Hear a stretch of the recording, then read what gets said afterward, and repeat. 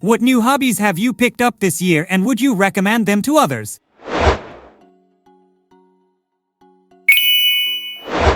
Calligraphy is fun. It improves your handwriting and forgery. Reading, or listening to, all the books one of your favorite author has written. I finished Kurt Vonnegut and now working on John Irving. Reading Irving's books back to back takes away from his greatness, while it made Vonnegut seem like the greatest of all time. Archery, it has a lot of fun and an excellent way to clear your mind. I've been lock picking. It takes sustained mental focus, which has been nice to get the mind off of all that is going in. Plus, if the apocalypse comes, I'll have a useful skill, which is a bonus. Started learning languages, recommend it for sure. I agree, but you have to commit a lot more once you get to the intermediate level, I think. I did Babbel and Duolingo. I blew through Duolingo and Babbel was a bit better, but eventually, you get to the end and you race still not fluent. Now I've been reading books I know well in English in Spanish like Harry Potter, reading the dialogue out loud, and explaining the plot to my dog in Spanish on dog walks. It has been really helpful. I am a big fan of you telling your dog in Spanish about Harry Potter, both because that is hilarious and adorable, and because teaching others is a great way to solidify your own understanding. Sewing. I lost my grandma this year and she used to sew and knit a lot. I was given her sewing machine, so whenever I use it I feel closer to her. Gardening and learning to play the guitar, both are therapeutic. Started meditating this year, almost at 100 days in a row. I would recommend, but I would start easy with just 5 minutes in a session and build your way up over time. 3D printing. It is insane what you can print with a low-budget printer. Mine was $100. You can create your own models pretty easily, and if you are too lazy for that you can download cool stuff from Thingiverse. Comes in handy too if you forgot to buy someone a gift. I started doing yoga and would definitely recommend it. It is good for you. I learned how to solve a Rubik's Cube. My current best time is 58s. It is pretty fun to see myself progress and learn new things about it. Geocaking. You can do it anywhere.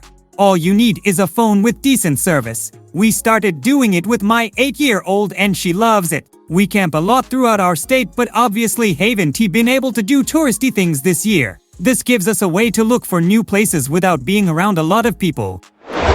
And tried it for a while with one colony, but found the maintenance too much, although I did really enjoy watching them putter around. Terrarium building freaking amazing, so relaxing and calming. Plus I get to wander off into the woods alone to look for new moss. Magnet fishing. Tie a big ass neodymium magnet to a rope. Pitch it into the water. Bitch about people throwing bottle caps in the water. Find usable tools. Call the popo when you pull up a gun. Really fun, and you can get started for pretty cheap.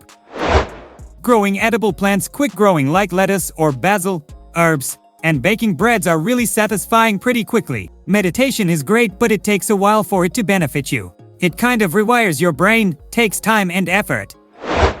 Inline skating. Started in March so I could learn how to play hockey and found how much fun it is just to roll around places. It has kept me active throughout all of quarantine and I find it fun with how high the skill ceiling is for it. I've seen people do some pretty slick maneuvers with them, especially while playing hockey. Definitely sucked to learn in the beginning, but I am glad I didn't quit. Definitely worth every fall.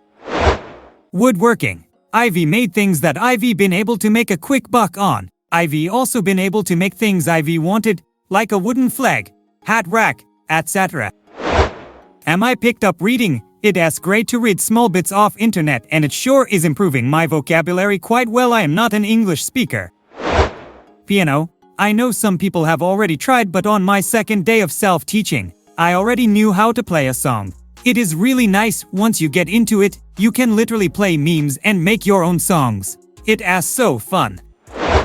Cycling. For my pleasure and as a way of commuting to work. Feels great, man.